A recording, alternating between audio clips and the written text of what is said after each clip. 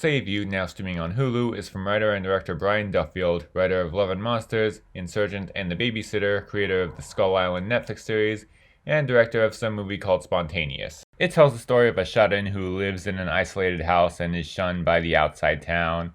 Her home is invaded by aliens, and now she has to fight to survive. Now, about maybe an hour in, I realized something about this movie. This girl isn't really interacting with a lot of other humans, and there isn't a lot of dialogue either. And as it turns out, there is only one line of dialogue said throughout the entire 93-minute runtime, and I don't even know what that line was or where they said it. And that makes this unique. Also, I guess why say anything when you're not talking to anybody? Because this instead focuses on the action. Well, not action in the way that Mad Max Fury Road focused on action, or just the chase between the aliens and the woman. This movie wastes little time in getting to that. The first encounter with the aliens is probably only a few minutes in. From that point on, it grabs you. Yes, there is a quieter stretch where we even see a little of the town and people around her, but most of the movie is what people came to see. A girl being hunted by aliens. It also unfortunately shows the aliens pretty quickly too, rather than leaving them to the imagination for most of it, like many other great monster movies do. But in this case, it's not too bad. It works in its own way. The aliens are CGI, but that's also forgivable because it's actually good CGI.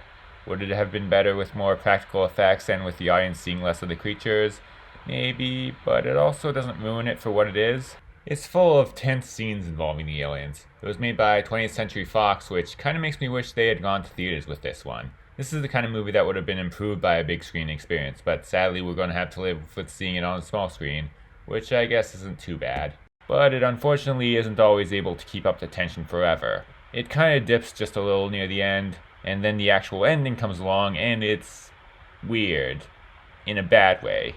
Maybe also a little underwhelming, but mostly just bizarre, and bordering on dumb. But this is still a cool sci-fi horror movie that uses its no dialogue trick to good use. If only it could have ended as good as it started. But I still gotta give it credit for what it did before.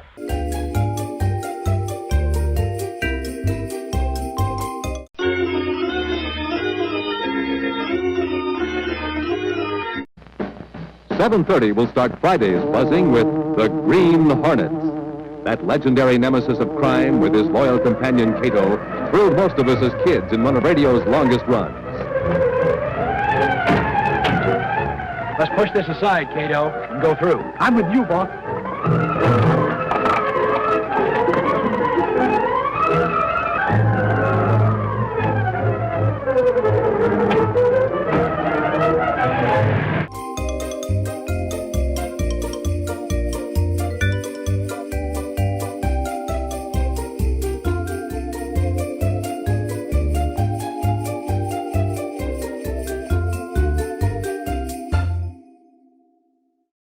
Blue Beetle is the newest film from the pretty much dead DC cinematic universe, and the newest one to deserve better than this. From director Angel Manuel Soto and writer Gareth Dunnett Alcacer, it stars Cobra Kai's Zolo Maridueña as the titular hero.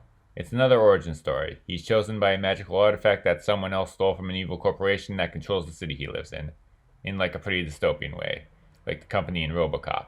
I'm not 100% sure how that fits into the universe, but I don't think anyone knows what the hell's going on with this franchise. But the company wants it back, and the guy needs to fight for his life. It doesn't have the most original or unpredictable story from that point on, but it makes up for that by actually being fun and having good characters. It has a focus on the family of the Blue Beetle, who are all very likable. Its message about the importance of family shines through more than the themes in most superhero movies, and the titular character is equally likable. It isn't as jokey or funny as your average Marvel movie, but that might actually be a good thing. This movie has an actual heart. The scenes of the main character being Blue Beetle feel a lot like Iron Man, but that might be more that's just how the character is. I made a video about Shazam! Fury of the Gods and how that one was just okay, but I haven't made one about The Flash since I only saw it on Max after it was out of theaters. For those who haven't seen my YouTube short about it, I thought it was just okay also. The fact that the studio tried to hype it up as one of the greatest superhero movies ever is such bullshit. But this is better than both of them. It isn't even close to the best ever, but it still deserves more hype than The Flash. And it stars somebody who probably isn't a terrible person. Ironically, I thought The Flash started out good but got more mid as it went on, but this one kind of started out mid, but my opinion on it grew as it went on. But of course, this is the one that was only supposed to go straight to Max before Warner Brothers decided to send all of their movies to theaters. Their treatment of DC movies only convinces me that the Batgirl movie is probably better than Citizen Kane. Although probably because of the fact that this was originally just some straight-to-Max movie, they decided to not shoehorn any links to the rest of the universe. So that's good. This isn't a perfect movie, but it's my favorite DCEU movie of the year. Actually, probably since The Suicide Squad, since the Batman was not canon to this universe. Wait, were there any DCEU movies between The Suicide Squad and this year?